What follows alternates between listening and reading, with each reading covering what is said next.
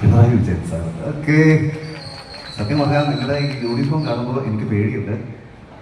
കാരണം പിണറായി സാർ എന്ത് പറയുന്നത് എനിക്കറിയില്ല.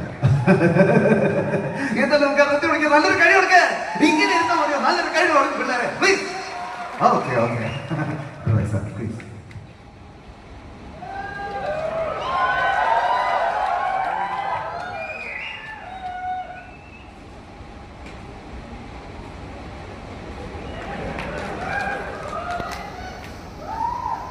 എല്ലാവർക്കും എൻ്റെ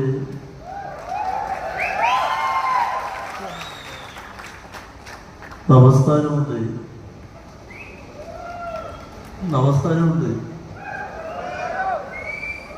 അതല്ല, എനിക്ക് മനസ്സിലാവുന്നത് ഈ നായ്ക്കളെ കൂടെ കൊണ്ടുവന്നുണ്ട്. ഇത് കുറയ്ക്കുന്ന കേൾക്കുന്നുണ്ട്. ഇന്ന് വിവോയുടെ സക്സസ്ഫുള്ളി മീറ്റ് അതിൻ്റെ ഭാഗമായിട്ട് നടത്തുന്ന സംസ്ഥാന സമ്മേളനമാണ്.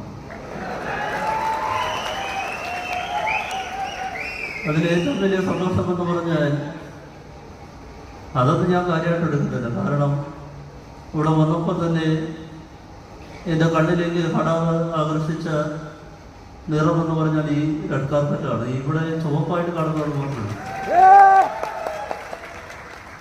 പിന്നെ നിങ്ങളിട്ടിരിക്കുന്ന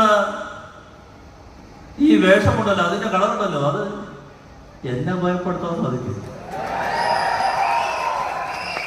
എന്നെ ഭയപ്പെടുത്തണമെങ്കിൽ നിങ്ങൾക്ക് എല്ലാവർക്കും പറയാവുന്ന ഒരു കാര്യമുണ്ട്. എന്റെ ഫ്രണ്ടിലിരിക്കുന്ന ചേട്ടാ, നിങ്ങൾ അത്ഭുതത്തോടുകൂടി എന്റെ മുഖത്തേക്ക് നോക്കിക്കൊണ്ട് ഇരിക്കുകയാണല്ലോ. ഊരിപ്പൊടിച്ച കത്തിയും ഉയർത്തിപ്പൊടിച്ച മടിവാൾക്കിടയിലൂടെ നെഞ്ചു വിരിച്ച് വന്നിട്ടുള്ള ചരിത്രമുണ്ട് പിണറായി വിജയന്, ഇല്ലേ?